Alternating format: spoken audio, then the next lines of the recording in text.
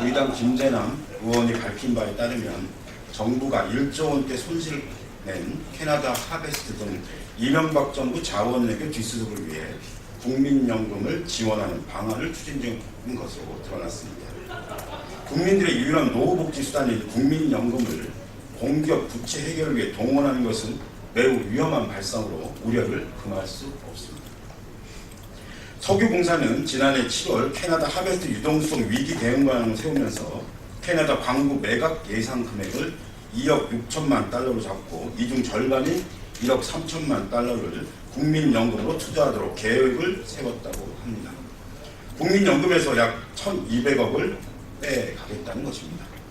이와 함께 가스공사 역시 이라크 주바일 사업을 대상으로 국민연금을 투자자로 하는 4천억 규모의 프로젝트 펀드 조성을 검토하고 있다고 합니다. 이들 공기업의 자산 매각은 현 정부가 추진하고 있는 공기업 부채 해결의 연장선에서 이루어지는 것인 만큼 국민연금 동원이 단순히 공기업 차원을 넘어 박근혜 정부의 입장이 아닌지 심히 우려스럽습니다. 국민연금은 정부가 아무 때나 필요할 때 꺼내 쓸 수 있는 현금 인출기가 아닙니다. 더욱이 MB 정권의 부실한 해외 자원개발 지체를 위해 국민의 미래를 저당 잡히는 일은 절대 용납될 수 없습니다. 박근혜 정부는 이러한 의혹에 대해 즉시 사실력을 밝혀야 합니다. 아울러 그 대상과 이유가 무엇이든 공적 연금을 국민적 합의 없이 정부의 필요에 따라 끌어다 쓰겠다는 발상을 하고 있다면 즉각 중단할 것을 강력히 촉구합니다. 아베 총리가 인신매매의 희생자와 관련된 발언을 했는데요. 그래서 말씀드리겠습니다.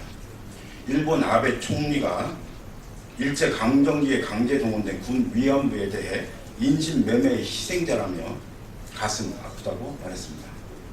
이는 일견 인도적인 듯한 입장 표명 같지만 아주 저열한 꼼수가 숨어있는 발언으로밖에 보이지 않습니다. 일본군 위안부는 국가적 차원에서 정책적으로 이루어진 전쟁 범죄입니다. 아베 총리가 이를 인신매매라고 표현한 것은 본질을 흐리고 개인적 차원으로 격화시켜 일본 정부의 책임을 회피하겠다는 노골적 시도인 것입니다. 더구나 가슴 아프다라니 가해자가 할 말입니까? 수천 번이고 죄송하다고 머리 조아려도 모자랄 판에 마치 관전자인 양 행세하고 있는 모습을 보고 있자니 아베 총리의 정신세계를 의심하게 만듭니다. 앞으로 미위의 연설에서 아베 총리가 과거사에 대해 어떤 입장을 드러낼지 뻔히 짐작됩니다. 아베 총리가 연설에서 할 수 있는 말, 해야 할 말은 다른 게 없습니다. 일본이 국가적 차원에서 저지른 것이 명백한 모든 전쟁 범죄들에 대한 뼈저린 반성과 피해자들에 대한 사과뿐입니다. 그 외에는 어떤 말을 내뱉더라도 아무런 의미가 없다는 것을 아베 총리는 똑똑히 알아야 합니다. 아울러 박근혜 대통령 지난 주말 아베 총리를 만난 자리에서 한중일 외교장관 합의대로 하겠습니다. 아울러 박근혜 대통령은 지난 주말 아베 총리를 만난 자리에서 한중일 외교장관 회의를 합의한 대로 필요한 조치를 할 것이라며 정상회담 가능성을 언급했습니다.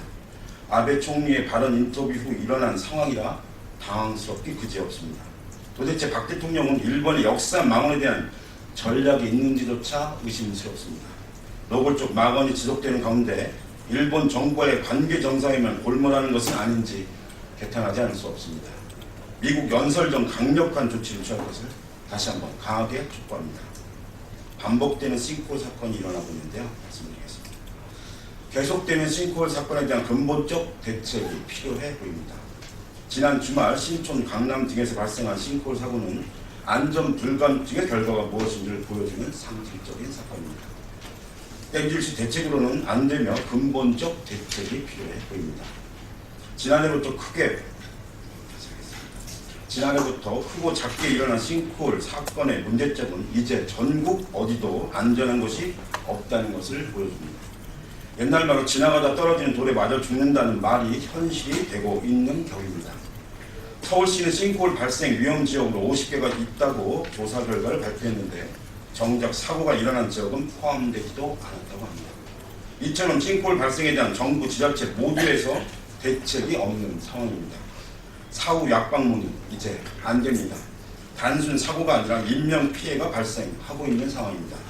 지자체 정부당국은 국민 안전체만 맡기지 말고 정부 부처 간 초정부적 차원의 대응이 필요합니다. 즉각적인 예산 투입을 통해 전면적인 정밀 조사를 하고 이에 대한 근본적 대책을 세워야 합니다. 세월호 참사 1주기가 다가옵니다. 안전한 대한민국이 더 이상 구호가 되어서는 안 됩니다. 세월호의 부활은 안전한 대한민국의 대전을 이뤄줄 때 최종 가능하다는 사실을 명심하길 바랍니다.